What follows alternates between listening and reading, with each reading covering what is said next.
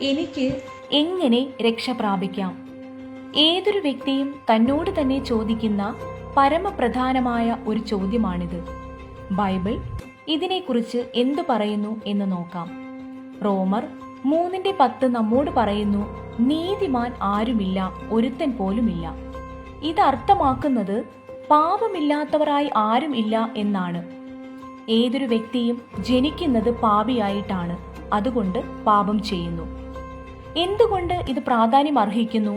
റോമർ 3:23 പരിശോധിക്കൂ. ഒരു വ്യത്യാസവുമില്ല, എല്ലാവരും പാപം ചെയ്ത് ദൈവ തേജസ് ഇല്ലാത്തവരായി തീർന്നു. നമ്മുടെ പാപം നമുക്ക് ദൈവീക മൂല്യങ്ങൾക്കനുസരിച്ച് ജീവിക്കുവാൻ സാധിക്കാത്തതുകൊണ്ട് നമ്മിൽ ലജ്ജ ഉളവാക്കുന്നു. മാത്രമല്ല, നാം ലക്ഷ്യം തെറ്റിയവർ ആകുന്നു. നമുക്ക് നമ്മിൽ തന്നെ ഇത് പരിഹരിക്കുവാൻ ഒരു മാർഗവും ഇല്ല. എന്നാൽ റോമർ 6:23 നാം വായിക്കുന്നത്, പാപത്തിന്റെ ശമ്പളം മരണമത്രേ, ദൈവത്തിന്റെ കൃപാവരമോ നമ്മുടെ കർത്താവായ യേശുക്രിസ്തുവിൽ നിത്യജീവൻ തന്നെ. ഈ വാക്യത്തിന്റെ ആദ്യ പകുതിയിൽ നാം വായിക്കുന്നത് മോശം വാർത്തയാണ്.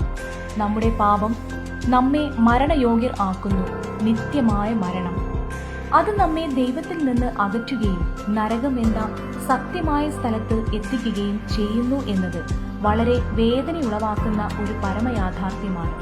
എന്നാൽ ഒരു നല്ല വാർത്ത ലോകത്തിൽ നമുക്ക് ലഭിക്കാവുന്ന ഏറ്റവും നല്ലത് അതിനുശേഷം കാണാവുന്നതാണ്. എന്നാൽ ദൈവത്തിന്റെ ദാനം എന്നത് നമ്മുടെ കർത്താവായ യേശുക്രിസ്തുവിൽ കൂടി മാത്രമുള്ള നിത്യജീവനാണ്. അത് ക്രിസ്തു നമുക്ക് വേണ്ടി ക്രൂശിൽ ചെയ്തതാണ്. റോമർ 5:8 ഇത് സംബന്ധിച്ച് നമുക്ക് കൂടുതൽ സന്തോഷകരമായ വാർത്ത പങ്കുവെക്കുന്നു. ക്രിസ്തുവോ നാം പാപികളായിരിക്കുമ്പോൾ തന്നെ നമുക്ക് വേണ്ടി മരിക്കയാൽ ദൈവം തനിക്ക് നമ്മോടുള്ള സ്നേഹത്തെ പ്രദർശിപ്പിക്കുന്നു. ദൈവം താങ്കളെ വ്യക്തിപരമായി സ്നേഹിക്കൊണ്ട് അവിടുത്തെ ഏറ്റവും വിലയേറിയ ഒന്ന് താങ്കൾക്ക് വേണ്ടി നൽകുവാൻ തന്നെ പ്രേരിപ്പിച്ചു, തന്റെ ഏകജാതനായ യേശുക്രിസ്തുവിനെ. യേശു ഈ ലോകത്തിലേക്ക് വന്നു, പാപമില്ലാത്ത ജീവിതം നയിച്ചു, ക്രൂശിൽ മരിച്ചു. മരിച്ചവരിൽ നിന്ന് 3 ദിവസത്തിനു ശേഷം ഉയർത്തെഴുന്നേറ്റു. നമ്മുടെ പാപങ്ങൾക്ക് വേണ്ടി നമുക്ക് വേണ്ടി ഇറങ്ങി വരികയും ശിക്ഷ ഏറ്റെടുക്കുകയും ചെയ്ത ഒരേ ഒരുവൻ അവിടുന്നാണ്. എന്തുകൊണ്ടാണ് അവിടുന്ന് അത് ചെയ്തത്? ദൈവത്തിന് നമ്മോടുള്ള സ്നേഹം നിമിത്തം. നമ്മുടെ പാപത്തിന്റെ ശമ്പളം ദൈവത്തിന് ഈടാക്കേണ്ടതായി ഉണ്ടായിരുന്നു. പക്ഷേ അവിടുന്ന് അത് നമുക്ക് പകരമായി തന്റെ പുത്രനിൽ നിന്ന് ഈടാക്കി. അവിടുത്തെ സ്നേഹം അതുല്യം തന്നെ അല്ലേ? റോമർ 10:9-10 നമ്മോട് നാം ആ തിരിച്ചറിവിനോട് എങ്ങനെ പ്രതികരിക്കണം എന്ന് പറയുന്നു. യേശുവിനെ കർത്താവെന്ന് വായ് കൊണ്ട് ഏറ്റുപറയുകയും ദൈവം അവനെ മരിച്ചവരിൽ നിന്ന് ഉയർത്തെഴുന്നേൽപ്പിച്ചുവെന്ന് ഹൃദയം കൊണ്ട് വിശ്വസിക്കുകയും ചെയ്താൽ നീ രക്ഷിക്കപ്പെടും. ഹൃദയം കൊണ്ട് നീതിക്കായി വിശ്വസിക്കുകയും വായ് കൊണ്ട് രക്ഷയ്ക്കായി ഏറ്റുപറയുകയും ചെയ്യുന്നു. താങ്കൾക്ക് പകരം ദൈവത്തിന്റെ ശിക്ഷ ഏറ്റുവാങ്ങിയ യേശുവാകുന്ന ദാനത്തെ താങ്കൾ സ്വീകരിച്ചുവോ? താങ്കളുടെ പാപങ്ങൾക്കു വേണ്ടി യേശു മരിച്ചുവെന്നും മരിച്ചവരുടെ ഇടയിൽ നിന്നും 3-ാം നാൾ ഉയർത്തെഴുന്നേറ്റുവെന്നും വിശ്വസിക്കുന്നുവോ? ദൈവത്തോട് താങ്കൾ ഒരു രക്ഷകനെ ആവശ്യമുള്ള ഒരു പാപിയാണെന്ന് തിരിച്ചറിയുന്നുവെന്ന് സമ്മതിച്ചുകൊണ്ട് താങ്കളുടെ പാപങ്ങൾ ഏറ്റുപറഞ്ഞുവോ? ഇല്ല എങ്കിൽ താങ്കളുടേതായ വാക്കുകളിൽ ഞാനൊരു പാപിയാണെന്നും എനിക്ക് രക്ഷ പ്രാപിക്കണമെന്നും എനിക്ക് പകരമായി മരിച്ച ക്രിസ്തുവാകുന്ന ദാനത്തെ ഞാൻ സ്വീകരിക്കുന്നു എന്നും പറയുക. അവിടുത്തോട് സംസാരിക്കുന്ന ആദ്യമായിട്ടാണ് എങ്കിൽ പോലും അവിടുന്ന് ആഗ്രഹിക്കുന്നത് അവിടുന്നും താങ്കളുമായുള്ള ബന്ധമാണ്. അതാരംഭിക്കുന്നത് താങ്കളുടെ രക്ഷയ്ക്ക് വേണ്ടി താങ്കൾ യേശുവിൽ വിശ്വസിക്കുമ്പോഴാണ്. താങ്കൾ യഥാർത്ഥമായി രക്ഷിക്കപ്പെട്ടുവെന്ന് താങ്കൾക്ക് എങ്ങനെ തിരിച്ചറിയാം? ബൈബിൾ ഒരു ദൈവ പൈതലിന്റെ ജീവിതത്തിൽ ഉണ്ടാകേണ്ട ആത്മാവിന്റെ ഫലങ്ങളെക്കുറിച്ച് ഗലാത്യ ലേഖനത്തിൽ പറയുന്നു. ഒരു ആപ്പിൾ മരത്തിൽ ഉണ്ടാകുന്ന ആപ്പിൾ തെളിയിക്കുന്നത് അതൊരു ആപ്പിൾ മരമാണ് എന്നതുപോലെ ഒരു യഥാർത്ഥ ക്രിസ്ത്യാനി ആത്മാവിന്റെ ഫലമുള്ളവനായി വളരും. അത് യഥാർത്ഥമായി ഒരു ക്രിസ്ത്യാനിയായി തീർന്നു എന്നതിനും അടയാളമാകുന്നു. താങ്കളുടെ ജീവിതം ഒന്ന് പരിശോധിക്കുക. താങ്കളോട് തന്നെ ഞാൻ ഇവയിൽ വളരുന്നുവോ എന്ന് ചോദിക്കുക. ആത്മാവിന്റെ ഫലമോ സ്നേഹം, സന്തോഷം, സമാധാനം, ദീർഘക്ഷമ, ദയ, പരോപകാരം, വിശ്വസ്തത, സൗമ്യത, ഇന്ദ്രിയജയം. ഇവ താങ്കളിൽ കൂടുതൽ യാഥാർത്ഥ്യമാകുന്നുണ്ടോ? ഒരു യഥാർത്ഥ വിശ്വാസിയുടെ അടുത്ത അടയാളം എന്നത് സ്നാനമാണ്.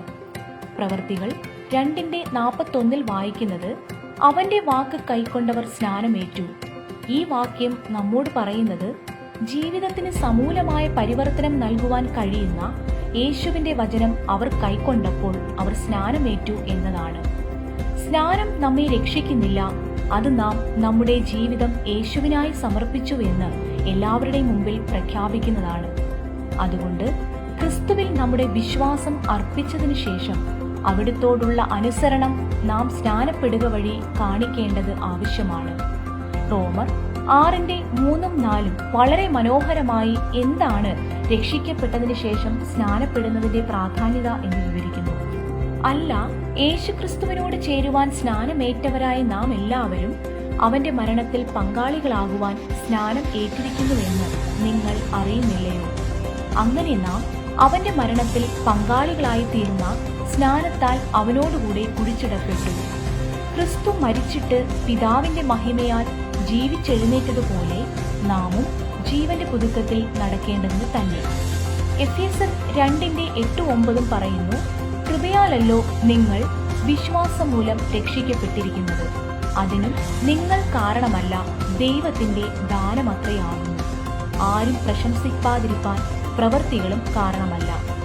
ഇത് അർത്ഥമാക്കുന്നത് നമ്മുടെ നല്ല പ്രവൃത്തികൾ നമ്മെ രക്ഷിക്കുന്നില്ല, അല്ലെങ്കിൽ നമ്മെ സ്വർഗത്തിൽ എത്തുവാൻ നമ്മെ സഹായിക്കുന്നില്ല എന്നാണ്. എന്നാൽ ഒരു ക്രിസ്ത്യാനി യേശുവിനെ സ്നേഹിക്കുന്നത് കൊണ്ട് രക്ഷിക്കപ്പെട്ടതിന് ശേഷം നല്ല പ്രവൃത്തികൾ ചെയ്യുന്നു. മാത്രമല്ല, അവർ അവ ചെയ്യുന്നത് അവിടുത്തെ നാമം മഹത്വപ്പെടുവാൻ വേണ്ടിയാണ്. ദൈവത്തിന്റെ ദയയാലാണ് ഒരാൾ രക്ഷിക്കപ്പെടുന്നത്. തിരുവെഴുത്തുകളിൽ കൂടിയും സൃഷ്ടികളിൽ കൂടിയും വെളിപ്പെടുത്തപ്പെട്ട യേശു ക്രിസ്തുവിൽ കൂടിയാണ്. രക്ഷിക്കപ്പെട്ട ഒരു വ്യക്തിയുടെ മറ്റൊരു അടയാളം ദൈവവചനത്തോടുള്ള ആഴമേറിയ സ്നേഹം വർദ്ധിക്കുന്നു എന്നതാണ്. 2 തീമോഥെയോസ് 3:16-17 വായിക്കുന്നത്, എല്ലാ തിരുവെഴുത്തും ദൈവശാസ്ത്രീയമാകയാൽ ദൈവത്തിന്റെ മനുഷ്യൻ സകല സൽപ്രവൃത്തിക്കും വക പ്രാപിച്ച് തികഞ്ഞവൻ ആകേണ്ടതിന് ഉപദേശത്തിനും ശാസനത്തിനും ഗുണീകരണത്തിനും നീതിയിലെ അഭ്യാസത്തിനും പ്രയോജനമുള്ളതാകുന്നു. ബൈബിളിലെ ഓരോ വാക്യങ്ങളും ദൈവനിശ്വാസ്യമാണ്. യഥാർത്ഥ വിശ്വാസികൾക്ക് ദൈവവചനം കേൾക്കുവാനും അവയാൽ രൂപാന്തരം വരുവാനും വർദ്ധിച്ചു വരുന്ന ആഗ്രഹം ഉണ്ടാകുന്നു. യാക്കോബ് 1:22 പറയുന്നു, എങ്കിലും വചനം കേൾക്ക മാത്രം ചെയ്തുകൊണ്ട് തങ്ങളെ തന്നെ ചതിക്കാതെ അതിനെ ചെയ്യുന്നവരായും ഇരിപ്പിൻ. അവസാനമായി നമ്മുടെ കഥ അല്ലെങ്കിൽ സാക്ഷ്യം മറ്റുള്ളവരെ ക്രിസ്തുവിലേക്ക് നയിക്കുവാൻ ശക്തിയുള്ളതാണ്. ഒരു ദൈവ പൈതലിന്റെ ഹൃദയത്തിൽ യേശു എന്ത് തന്റെ ജീവിതത്തിൽ ചെയ്തുവെന്ന് മറ്റുള്ളവരോട് പങ്കുവയ്ക്കുവാൻ അതിയായ ആഗ്രഹമുണ്ടാകുന്നു. റോമർ 1:16 പറയുന്നു, സുവിശേഷത്തെക്കുറിച്ച് എനിക്ക് ലജ്ജയില്ല. വിശ്വസിക്കുന്ന ഏവനും, ആദ്യം യഹൂദനും പിന്നെ യവനനും, അത് രക്ഷയ്ക്കായി ദൈവശക്തിയാകുന്നുവല്ലോ. ഇതിലും പ്രാധാന്യം അർഹിക്കുന്ന വേറൊന്നില്ല. ദൈവവചനമാകുന്ന ബൈബിളിൽ നിന്നും താങ്കൾ കേട്ടതിന്റെ അടിസ്ഥാനത്തിൽ താങ്കൾ ഇന്ന് എന്തു ചെയ്യും? കൂടുതൽ പഠിക്കുവാൻ ചോദ്യങ്ങൾ ചോദിക്കുകയും ഇത് മറ്റുള്ളവരുമായി പങ്കുവെക്കുകയും ചെയ്യുക. ദയവായി wasitforme.com സന്ദർശിച്ചാലും.